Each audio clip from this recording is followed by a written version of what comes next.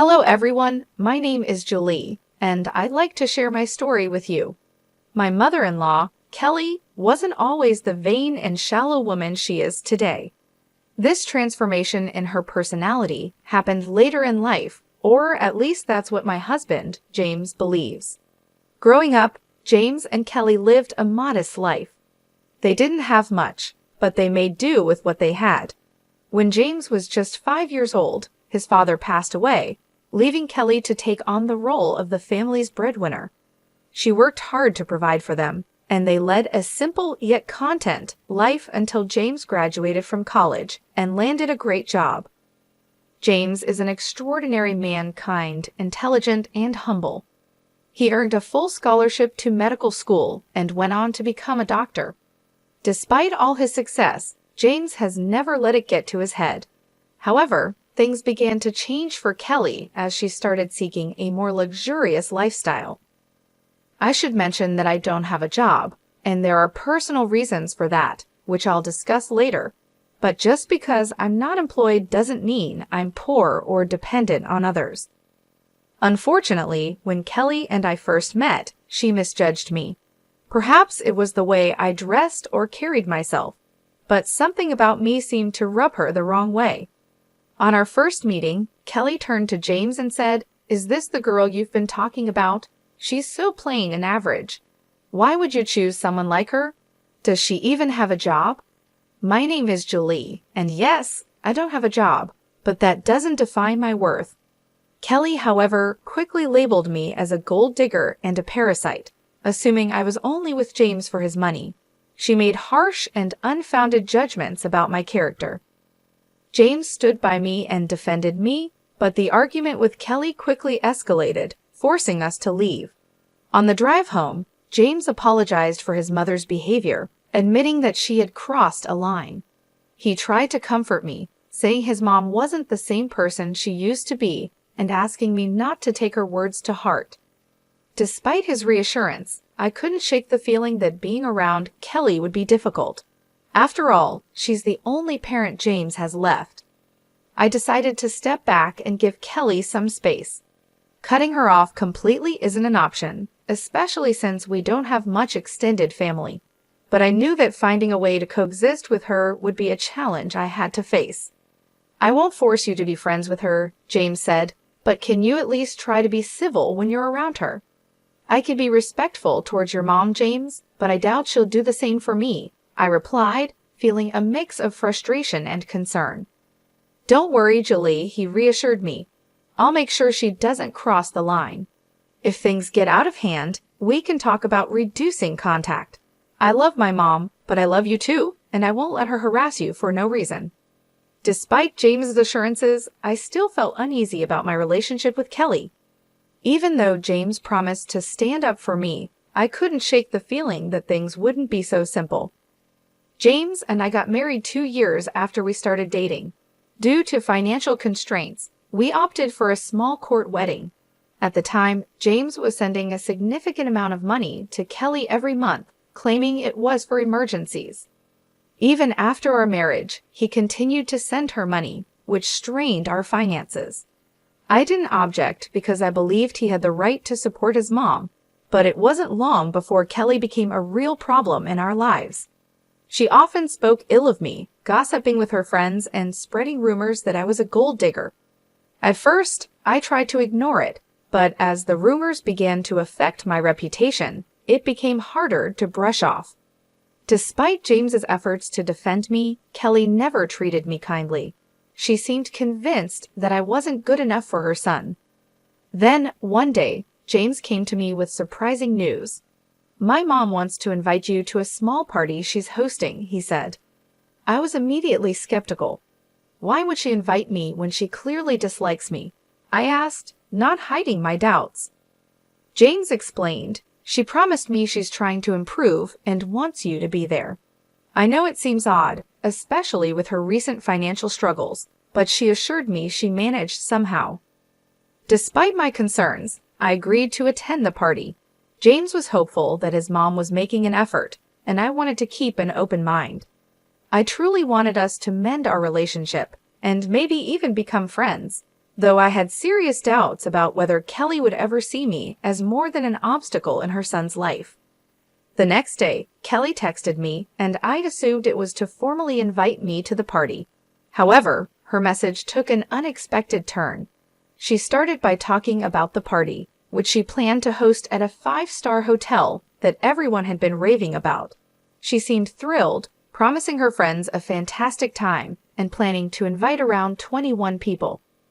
Curious about the details, I asked Kelly if I was invited to the party, especially since James had assured me that I was welcome. To my surprise, Kelly's response was laced with arrogance and disdain.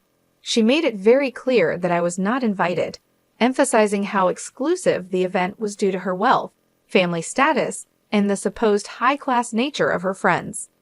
I was shocked and confused. James had genuinely believed that Kelly intended to invite me, and now I was faced with this unexpected coldness. When I mentioned my assumption that I was invited, Kelly responded with condescending remarks, implying that I wouldn't understand the complexities of planning such an event. Despite feeling hurt, I decided to maintain my dignity. I calmly acknowledged her message and made it clear that I wouldn't attend if I wasn't wanted. Kelly reiterated her stance, once again highlighting her class and status. It took all my strength to resist the urge to respond with anger. Disappointed and hurt, I chose not to share this incident with James. Instead, I decided to quietly wait for the day of the party. As the day of the party approached, Kelly, oblivious to the emotional impact of her actions, sent me a picture. It showed her and her friends dressed in designer outfits, flaunting their wealth and status on social media. I chose not to respond, instead focusing on my work and waiting patiently for what would happen next. After about 5 hours, I received a call from my dad. Here's a little confession. My dad owns the very hotel where Kelly was hosting her party. Unbeknownst to Kelly, 5 years ago, I inherited a substantial amount of money from my grandfather, which I wisely invested in my dad's business. As a result, I now receive a share of the profits from the hotel and other family-owned ventures. Despite coming from a well-off family, I've always preferred to keep this low-key, which is why Kelly had no idea about my background or the high cost of the 5-star hotel she had chosen for her party. During the party, Kelly and her friends ordered freely without bothering to check the menu or the prices, resulting in a hefty $5,000 bill. This turn of events presented the perfect opportunity for a bit of justice. My dad called to inform me that Kelly was at the hotel, shocked by the $5,000 bill she had amassed. She was now pleading for a 60% discount, claiming she was short on cash. What made the situation even more satisfying was that Kelly and her friends had been rude and entitled throughout the event, upsetting the hotel staff. As expected, I shared my frustration with my dad, recounting how Kelly had boasted about her party just to mock me for not being invited. The irony wasn't lost on me here. She was flaunting a party she couldn't even afford. My dad understood my frustration and also mentioned how difficult Kelly and her friends had made things for his staff with their rude behavior. Seeing a chance for some poetic justice, I suggested a little revenge. I proposed that Kelly and her friends should be made to wash the dishes, clean the entire kitchen, and mop the floors as a consequence of their insulting behavior. I wanted to make sure that everyone who had mistreated the staff would face the same consequences. And if Kelly tried to pull any tricks, my dad could always call the cops on her. My dad laughed at the idea and gave it a big thumbs up. He even offered to send me pictures of the whole event. It seemed like the perfect opportunity to turn the tables on Kelly and teach her a lesson about humility and respect. Just the thought of it brought a sense of satisfaction, knowing she would finally face the consequences of her actions. A little over an hour later, my dad sent me pictures of Kelly and her friends washing dishes and scrubbing the floors at our restaurant. The images were priceless. My dad also shared a funny twist in the story. When Kelly spotted him at the restaurant, she looked relieved, thinking she was about to be rescued. She confidently told him that she knew the owner and they would be able to get out of the situation. But to her shock, my dad instructed her to start cleaning the restaurant. Kelly was stunned and tried to protest, but my dad quickly reminded her that since she didn't consider me family, he didn't consider her family either. It was a hilarious turn of events, and while I wish I could have been there to see it in person, the pictures were more than enough to make my day. A little while later, James came home looking visibly upset. I could tell that Kelly had already contacted him and likely twisted the story to suit her narrative. As he approached me, he immediately questioned what he had heard something about my dad making his mom wash dishes at the restaurant. I calmly explained the situation to James, letting him know that what happened was standard practice for us in such scenarios. Kelly had gone to our family's restaurant, racked up a $5,000 bill, and then claimed she only had $2,500 to pay. On top of that, she had harassed the staff, and her entire party had been a nightmare to deal with. Given the circumstances, I believed the consequences were more than fair. James seemed surprised by this and asked who Kelly had taken with her and what they had ordered. I informed him that she had taken 21 people and they had ordered a lot, especially the most expensive items on the menu. He expressed disbelief, saying that Kelly had told him she was only taking 5 people and had even invited me, but I had declined. I quickly clarified that things hadn't happened that way at all and showed him the text messages Kelly had sent me. James, wanting to fully understand the situation, asked to see the bills and the texts. I handed him my phone so he could read through everything, and my dad also sent him copies of the bills. To further illustrate what had gone on, I showed him pictures of the extravagant party Kelly had thrown. As James looked through the evidence, his anger grew. He immediately called Kelly to confront her, asking why she hadn't told him the full story. Kelly tried to downplay the situation, claiming she had only mentioned being short on cash and accused me of twisting the story to sabotage her. James wasn't having any of it. He pointed out that not only had she declined my invitation, but she had also insulted me by saying I wasn't classy enough for her. Kelly attempted to brush it off as a harmless joke, but James wasn't buying it. He pressed her on why she would spend thousands of dollars on a lavish party with friends while simultaneously disrespecting his wife.